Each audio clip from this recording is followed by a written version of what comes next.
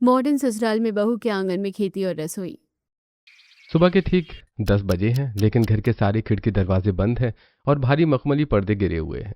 घर के अंदर एकदम अंधेरा है। केवल लैपटॉप, आईपैड, टीवी और मोबाइल स्क्रीन्स की नीली रोशनी चमक रही है। सोफे और बेड पर लोग सुस्ती से पसरे हुए हैं और घर के अंदर ही एक दूसरे को कॉल या वॉइस नोट भेज रहे हैं। मम्मी, ओ मम्मी, सुन रही हो क्या? या मैं ग्रुप पर वॉइस नोट भेजूं? मेरा नेट स्लो चल रहा है। कोई वाईफाई रिबूट करो यार। बेड से उठने का मन नहीं है बिल्कुल। अरे तानिया, चिल्ला मत। मेरे घुटनों में वैसे ही थायराइड की वजह से सूजन है। रागिनी, ओ रागिनी, जरा सुन। बहू, जरा देखना वाईफाई को क्या हुआ और मेरा जरा सिर दबा दे आकर। मम्मी जी, मैं खुद अभी आंखें मल रही हूँ। चीकू पीयू सुबह से आईपैड पर गेम खेल रहे हैं। उन्होंने ही नेट चोक कर दिया होगा और सिर दबाने के लिए मैंने अर्बन कंपनी से थेरेपिस्ट बुक कर दिया है। 11 बजे तक आ जाएगी।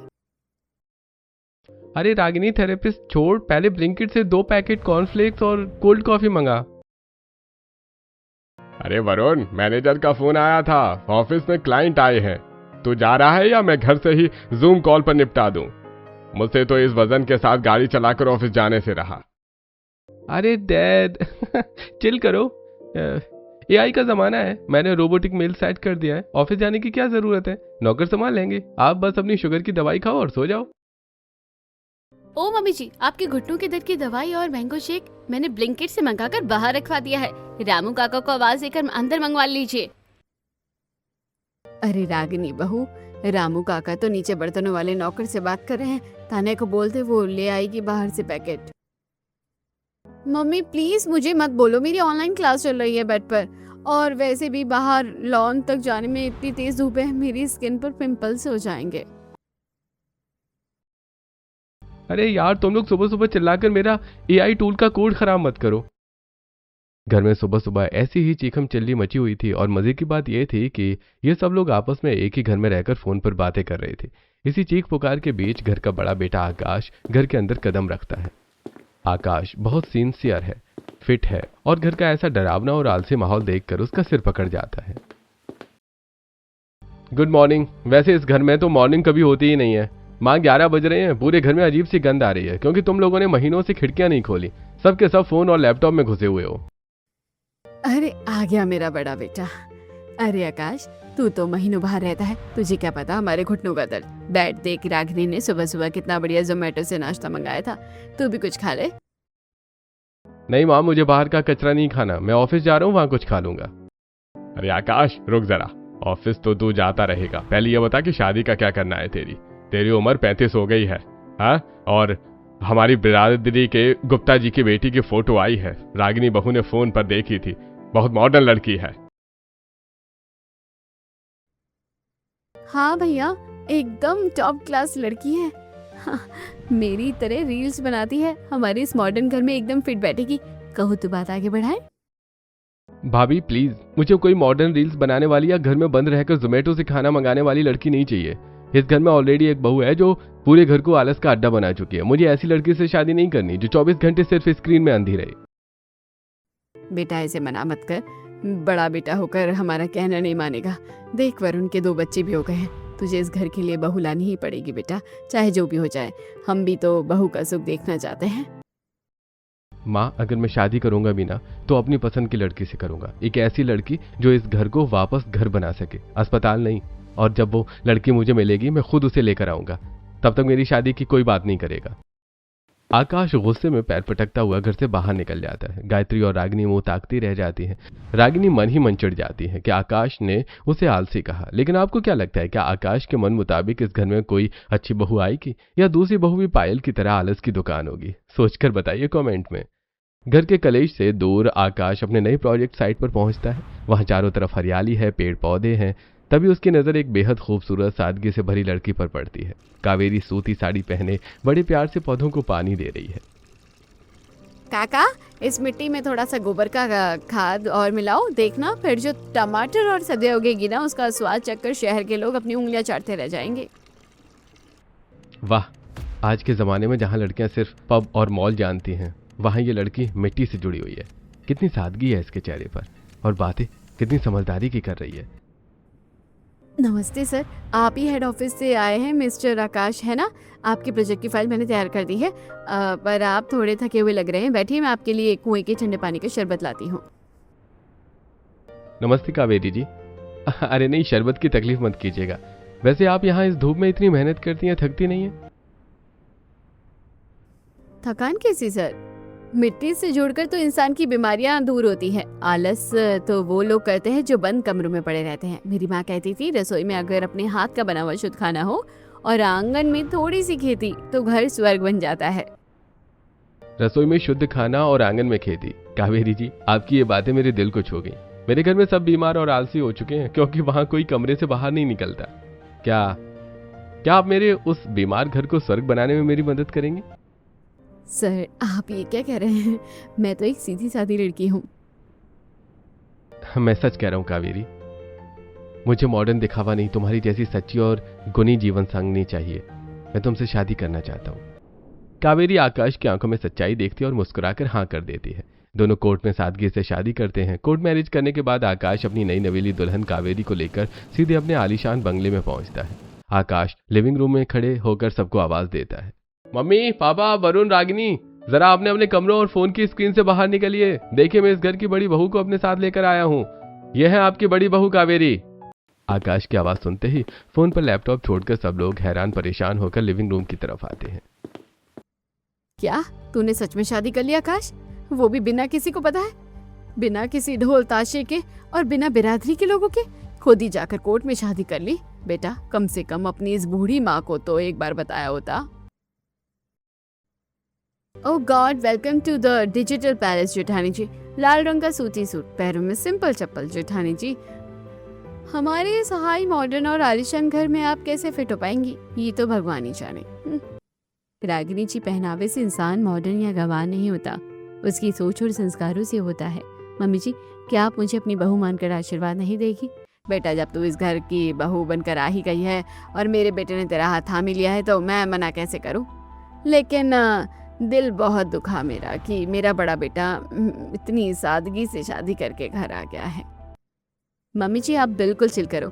मैंने तो पहले ही जोमेटो से शाही पनीर, बटर नान और एक्स्ट्रा चीज़ वाला सारा बढ़िया सामान ऑर्डर कर लिया है। बस 20 मिनट में डिलीवरी बॉय आता ही होगा। आज भैया की शादी की खुशी में हमारे घर में जोमेटो पार्टी होगी। सब अपने अपने कमरों में एंजॉय करेंगे। रागिनी जी, आज इस घर में बड़ी बहू का पहला दिन है और आज मेरी पहली रसोई होनी चाहिए ना, तो क्यों ना मैं खुद अपने हाथों से घर के सभी लोगों के लिए शुद्ध खाना बना दूं। आप प्लीज़ वो जोमेटो वाला ऑर्डर अभी के अभी कैंसिल कर दीजिए। अरे अरे, पहली रसोई? जेठानी जी, इस गलत फहमी में मत रहना। हमारी इस मॉडर्न रसोई में सिर्फ पानी गर्म होता है या सिर्फ माइक्रोवेव में बाहर का खाना गर्म किया जाता है। आपको खाना बनाने का शौक बहुत है ना, तो जाकर देख लो हमारी रसोई की हालत, आपका सारा भूत उतर जाएगा। रागिनी के ताने और चुनौती सुनकर कावेरी बिना कुछ कहे सीधे रसोई में चली जाती है। किचन में स्लैब पर डिब्बा बंद जंक फूड, पास्ता, नूडल्स और सॉस की खाली बोतलें और पैकेट्स बिखरे पड़े हैं। चारों तरफ एक सड़ांध है। रसोई की ऐसी दयनीय हालत देखकर कावेरी तुरंत रसोई के कांच के सारे जाम हो चुके दरवाजे और खिड़कियां पूरी ताकत से खोल देती है। फटाफट स्लैब साफ करती है और चूल्हा ऑन करके सूजी का हलवा, शुद्ध दाल चावल और गर्मा गर्म रोटियां तैयार करने लगती है। देखते ही देखते पूरे आलीशान बंगले में शुद्ध देसी घी और खाने की सौंधी खुशबू फैल जाती है। मम्मी जी, पापा जी, रागिनी जी, खाना तैयार हो चुका है, सब लोग कमरे से बाहर आ जाइए। अरे यार भाभी, मेरा पिज्जा आया क्या? उस जोमेटो वाले का फोन क्यों नहीं आया अभी तक? मेरे पेट में चूहे कूद रहे हैं और बेड से उठने का बिल्कुल मन नहीं कर रहा है। वैसे घर में कैसी अजीब सी खुशबू आ रही है, जैसे कोई पूजा पाठ का खाना बना हो। अरे यार, मैं लैपटॉप पर पबजी खेल रहा हूँ। ऑनलाइन गेमिंग के बीच में कमरे से बाहर नहीं जा सकता। मेरा बर्गर और कोल्ड ड्रिंक जो भी आया है रामू काका के हाथ मेरे कमरे में भिजवा दो।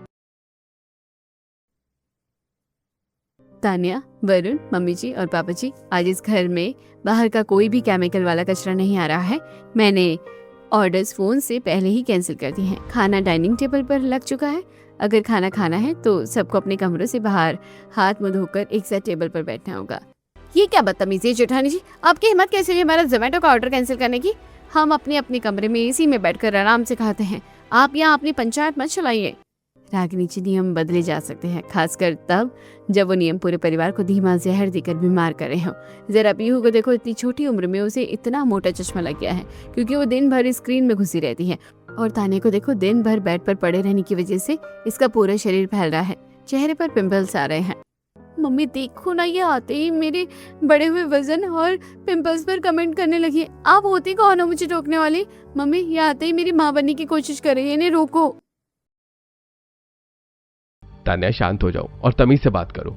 कावेरी बिल्कुल ठीक कह रही है माँ, कल ही डैड की और आपकी हेल्थ रिपोर्ट आई है। डॉक्टर ने साफ कहा है कि डैड को कोलेस्ट्रॉल और शुगर खतरनाक स्तर पर पहुंच गया है। आपका थायराइड बहुत बढ़ा हुआ है और वजन 100 किलो पार कर रहा है। अगर तुम सब दिन भर ऐसे ही बंद एसी में पड़े रहोगे और जंक फूड खाओगे तो ये घर नहीं, बहुत जल्द एक बड़ा अस्पताल बन जाएगा। अरे आकाश बिल्कुल ठीक कह रहा है गायत्री। डॉक्टर ने साफ बोला है कि अगर मैंने सुबह घूमना और शुद्ध खाना शुरू नहीं किया तो गोलियां भी असर नहीं करेंगी। पापा जी आप फिक्र मत कीजिए, मैं किसी की भी सेहत खराब नहीं होने दूंगी। आप बस सब लोग टेबल पर बैठिए, मैंने अपने हाथों से सब बनाया है, एक बार खाकर देखिए। रमेश जी कावेरी की बात मानकर सबसे पहले डाइनिंग टेबल पर बैठ जाते हैं। उन्हें देखकर गायत्री जी और बाकी सभी मजबूरन बैठते हैं। जैसे ही सब खाने का पहला निवाला मुंह में डालते हैं, स्वाद देखकर हैरान रह जाते हैं। बच्चे चीकू और पीहू तो मजे से खाने लगते हैं। अच्छा, तो ये गंवार बड़ी बहू आते ही सबको अपनी उंगलियों पर नचाने लगी। रुक बेटा कावेरी, तूने मेरा जोमेटो का ऑर्डर कैंसिल किया है ना? अब देख, अगर मैंने तुझे इस घर से भगा ना दिया तो मेरा नाम भी रागिनी नहीं। अगले दिन कावेरी अपने रोज के नियम के मुताबिक सुबह जल्दी उठकर योग करके लिविंग रूम में जाकर सारी भारी मखमली पर्दे हटाती है और कांच के सारी खिड़की दरवाजे खोल देती है, जिससे घर में सूरज की तेज रोशनी और ताज़ी हवा आने लगती है। तभी रागिनी हमेशा की तरह चिड़चिड़ाते हुए कमरे से बाहर आती है। अब सुबह सुबह इतनी तेज रोशनी सीधे आंखों पर पड़ रही है। जेठानी जी, सुबह सुबह ये खिड़कियां और दरवाजे खोलने की क्या जरूरत थी? बंद करो इसे। सुबह हो गई है रागिनी जी, जरा बाहर आकर देखिए कितनी सुंदर धूप की और चिड़िया चहचहा रही है। भगवान ने इतनी सुंदर ताजी हवा मुफ्त में दी है, इसका आनंद लीजिए, आलस छोड़िए। भाभी प्लीज सुबह सुबह अपना ये ज्ञान बंद करो, वैसे ही मेरा सिर फट रहा है। रागिनी मौका पाकर उसे कावेरी के खिलाफ भड़काने के लिए अपने कमरे में ले जाती है। देखा तानिया तुमने, ये जब से आई है हमारे जीने के तरीके पर ही उंगली उठा रही है। कल सबके सामने तुम्हारे बड़े हुए वजन और पिंपल्स का मजाक उड़ा रही थी। आप सही कह रही हो रागिनी भाभी, ये तो हमारी बॉडी शेविंग कर रही है। आज दोपहर में कॉलेज की मेरी सारी मॉडर्न सहेलियां घर आ रही हैं। अगर उन्होंने इन्हें देख लिया ना तो वो मेरा मजाक उड़ाएंगी। दोपहर का वक्त है। लिविंग रूम में तान्या की हाई फाई और मॉडर्न सहेलियां आई हुई हैं। डाइनिंग टेबल पर पास्ता, पिज्जा और फ्रेंच फ्राइज रखे हैं। तभी कावेरी ट्रे में घर के बने गेहूं के कुरकुरे स्नैक्स और ताजे फलों का जूस लेकर वहां पहुंचती है। हे तानिया, ये तुम्हारी नई भाभी है क्या? कितनी ट्रेडिशनल है ये। हाँ, भाई की शादी हुई है इनसे। वैसे ये हमारे घर के मामलों में ज्यादा दखल नहीं देती। मैं तो दिन भर अपनी पढ़ाई और जिम वर्कआउट में बिजी रहती हूँ। अरे तानिया, अपनी सहेलियों से झूठ क्यों बोल रही हो? जिम? तुम तो पिछले 6 महीने से इस घर के आंगन तक में नहीं आई हो। पूरे दिन बेड पर अजगर की तरह पड़ी रहती हो और पढ़ाई के नाम पर सिर्फ लैपटॉप खोलकर रील्स स्क्रॉल करती हो। Oh my God, really Tania? तुम तो ग्रुप पर कहती हो कि तुम रोज 2 घंटे कार्डियो करती हो। कार्डियो नहीं, ये सिर्फ बेड कसरत करती है। इसी आलस की वजह से देखो इसका शरीर कितना फैल गया है और चेहरे पर पिंपल्स का पूरा बगीचा हो गया है। मैं तो कहती हूँ लड़कियों, तुम भी तान्या को समझाओ। ऑनलाइन क्लास के चक्कर में अपनी जवानी बर्बाद क्यों कर रही हो? थोड़ा बाहर निकलो, धूप खाओ और कुछ काम करो। भाभी बस कीजिए, आपकी हिम्मत कैसे हुई मेरी सहेलियों के सामने मेरी इतनी इंसल्ट करने की? आपको शर्म नहीं आती?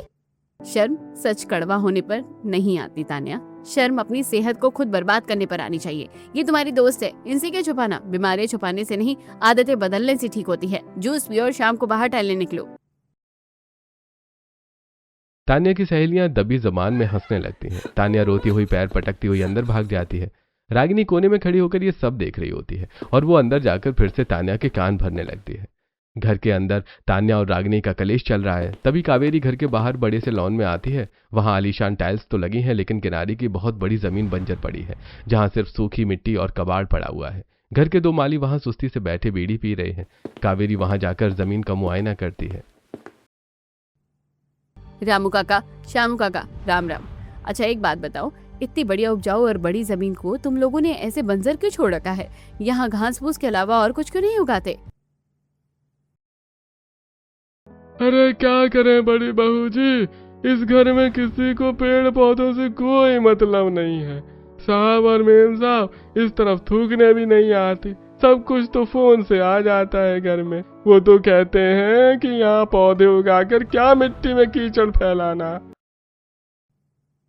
मिट्टी कभी कीचड़ नहीं होती है काका, ये तो सोना उगलती है। जरा सोचो, इस मॉडर्न घर के सारे लोग बीमारियों की दुकान बन चुके हैं, क्योंकि ये लोग केमिकल, कोल्ड ड्रिंक, स्टोरेज का सड़ा हुआ खाना ज़ेप्टो और ब्लिंकिट से मंगा कर खाते हैं। क्यों ना हम इस पूरे आंगन में अपनी खुद की ऑर्गेनिक खेती शुरू करें, जहाँ ताजी हरी मिर्च, टमाटर, धनिया, गोभी और एलोवेरा उगाया जाए।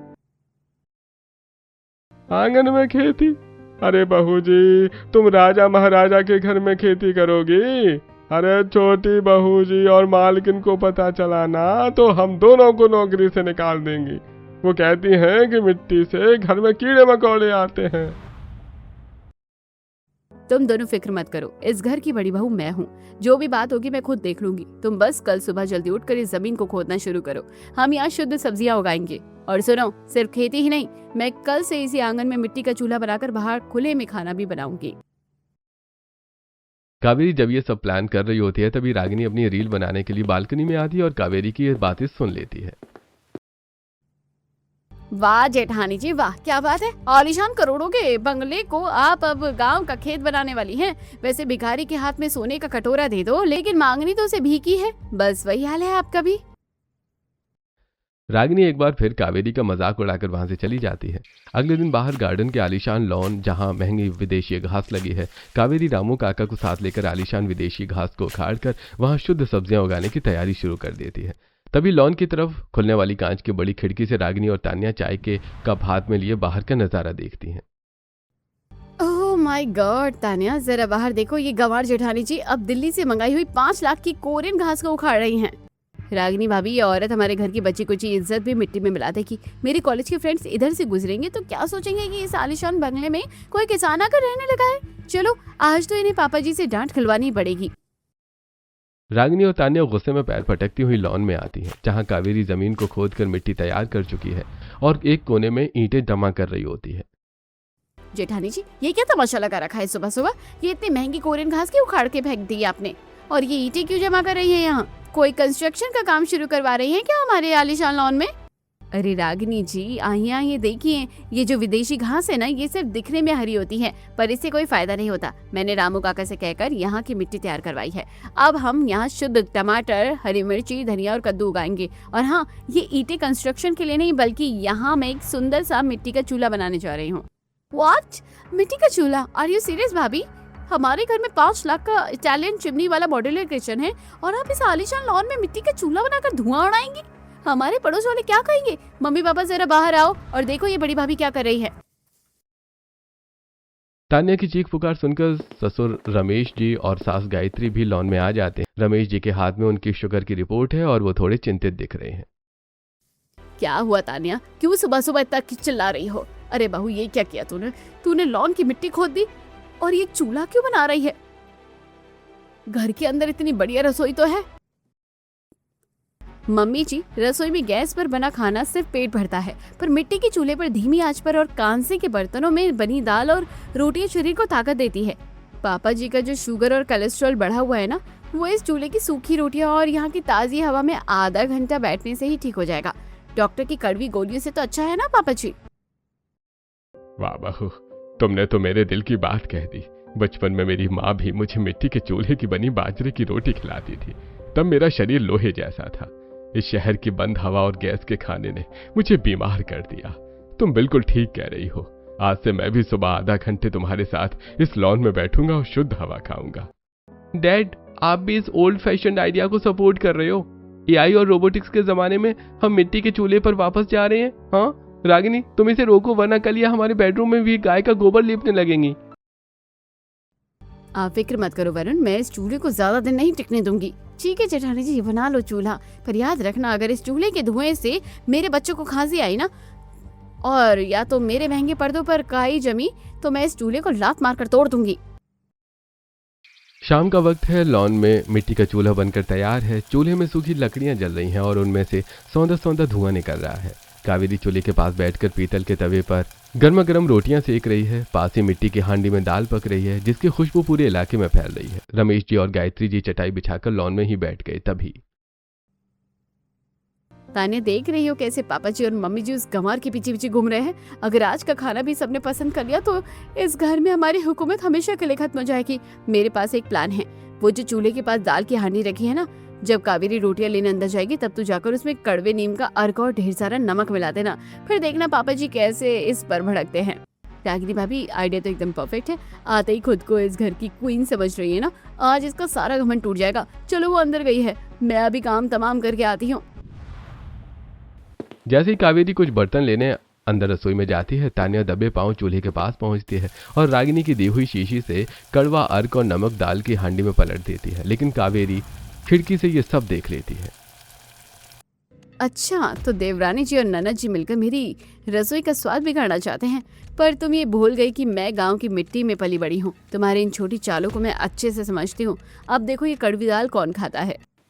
कावेरी बाहर आती है और मुस्कुराती हुए थालियां सजाती है। रमेश जी, गायत्री जी और आकाश डाइनिंग चटाई पर बैठ जाते हैं। रागिनी और तान्या भी अपनी जीत का तमाशा देखने के लिए वहीं बैठ जाती हैं। आइए पापा जी, मम्मी जी, गर्मा गर्म रोटी तैयार है। लेकिन रुकिए, आज हमारी ननद रानी तान्या और रागिनी जी ने इस दाल को बनाने में मेरी बहुत मदद की है। इन्होंने इसमें कुछ खास सीक्रेट मसाले मिलाए, इसलिए बड़ी बहू होने के नाते मेरा फर्ज है कि पहला निवाला हमारी इन दोनों प्यारी बहनों को ही मिले। अरे अरे नहीं जेठानी जी, हम पहले कैसे खा सकते हैं? घर के बड़े बुजुर्ग पहले खाएंगे ना। पापा जी खाइए ना। नहीं रागिनी जी, जब आप दोनों ने इतनी मेहनत से इसमें अपने हाथों से मसाला डाला है तो इसका स्वाद भी पहले आपको ही चखना होगा।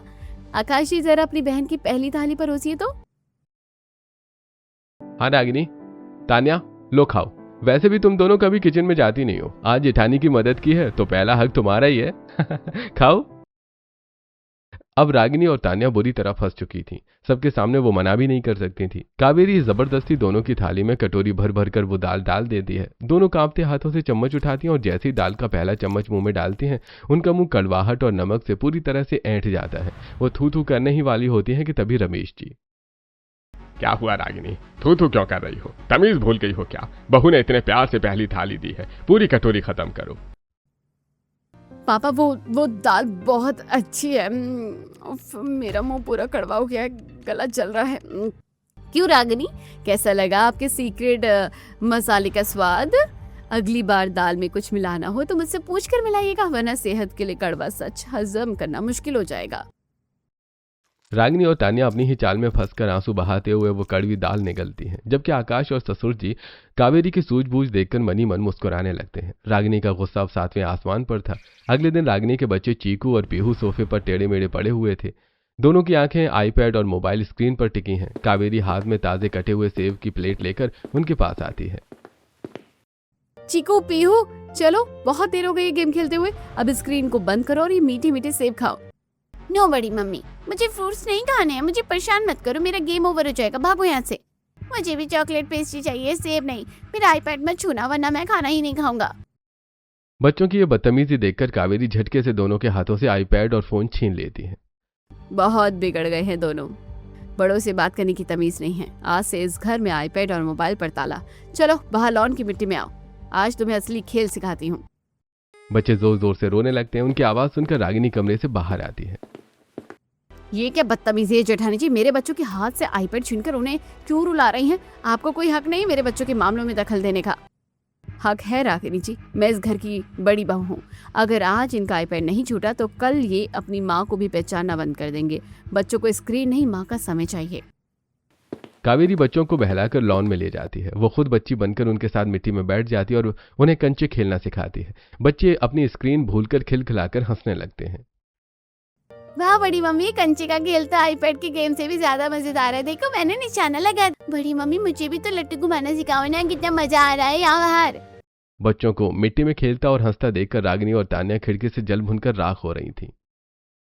रागिनी भाभी, देखो तुम्हारी बेटी और बेटा तो पूरी तरह उस गवार के कंट्रोल में आ चुके हैं। कल को ये तुम्हारे कहने पर नहीं बल्कि उसी के इशारे पर नाचेंगे। ऐसा कभी नहीं होगा तान्या। ये कावेरी मेरे बच्चों को मिट्टी में खिलाकर बीमार करना चाहती है।